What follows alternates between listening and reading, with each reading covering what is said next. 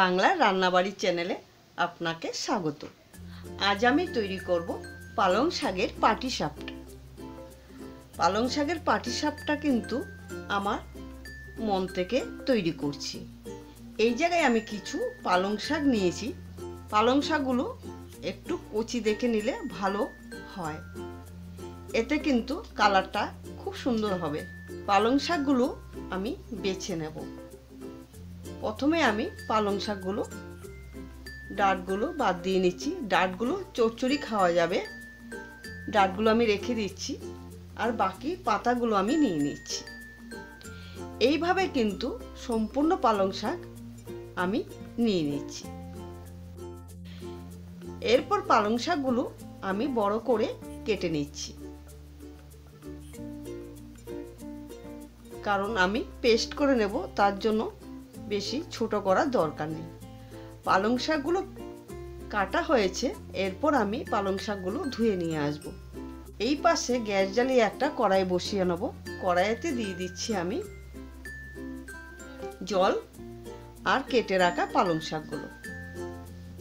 পালং শাকগুলো আমি 3 থেকে 4 মিনিটের মতো ফুটিয়ে নেব।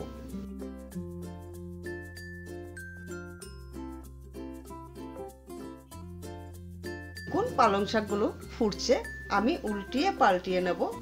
উল্টিয়ে পাল্টিয়ে ভালো করে একটু সিদ্ধ করে নেব, তাতে কিন্তু খুব সুন্দরভাবে পেস্ট তৈরি হবে।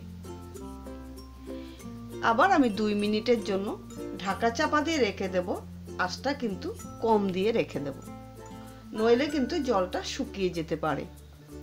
তাই আমি আঁচটা কম দিয়ে ঢাকা দিয়ে রেখে দেব। 2 মিনিট পর আমি গ্যাসটা অফ করে দিচ্ছি।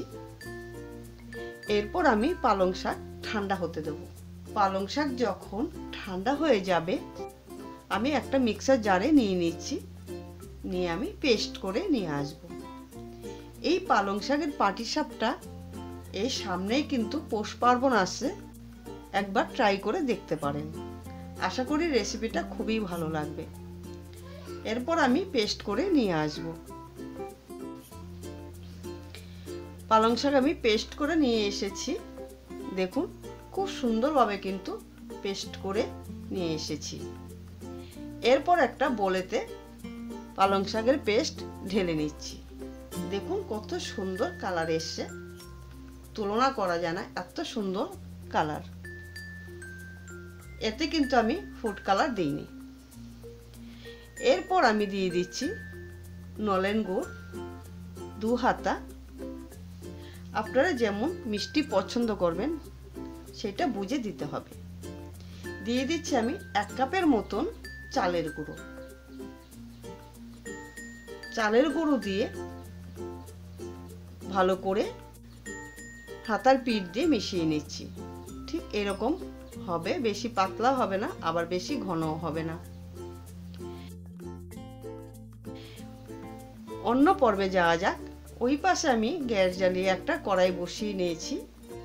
এরপর দিয়ে দিচ্ছি কিছু নারকেল কুড়া,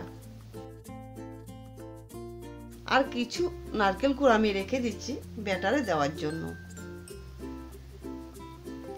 এরপর দিয়ে দিচ্ছি মাখা সন্দেশ। মাখা সন্দেশ আর নারকেল একসঙ্গে আমি মিশিয়ে নিচ্ছি। মিশিয়ে নেওয়ার পর দিয়ে দিচ্ছি আমি খেজুর পাটালি।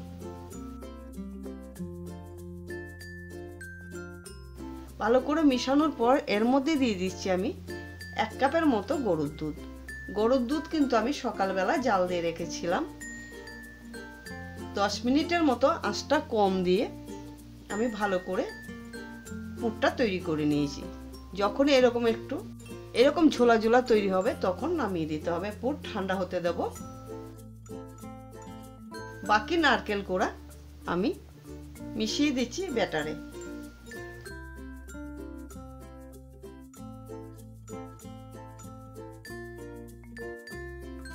মিশিয়ে নিচ্ছি। দেখুন এরপর ওই পাশে একটা তাওয়া বসিয়ে নিচ্ছি। তাওয়া গরম হওয়ার পর সাদা তেল ব্রাশ করে নিচ্ছি। সাদা তেলটা ব্রাশ করার পর আমি ব্যাটার দিচ্ছি। একটা গোল হাতা দিয়ে এক হাতার মতো হাতার পিঠটা দিয়ে একটু ছড়িয়ে দিচ্ছি। যতটাই পাতলা হবে ততটাই কিন্তু পাটিসাপটাগুলো সুন্দর হবে আর খেতেও আশা করি ভালো লাগবে।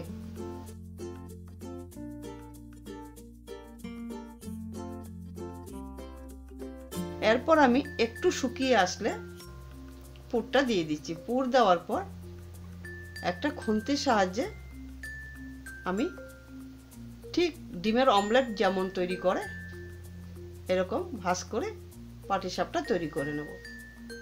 পাটিসাপটা কিন্তু আমার এইভাবে সম্পূর্ণ তৈরি করব। আশা করি রেসিপিটা ভালো লাগবে। যদি ভালো লাগে অবশ্যই আমার চ্যানেলটিকে সাবস্ক্রাইব, লাইক, শেয়ার করতে ভুলবেন না। আমি আপনাদের কমেন্টের আশায় আছি। যদি কিছু জানার থাকে অবশ্যই আমাকে কমেন্টের মাধ্যমে জানাবেন। আজ এখানেই শেষ করলাম। ভালো থাকবেন, সুস্থ থাকবেন। ধন্যবাদ।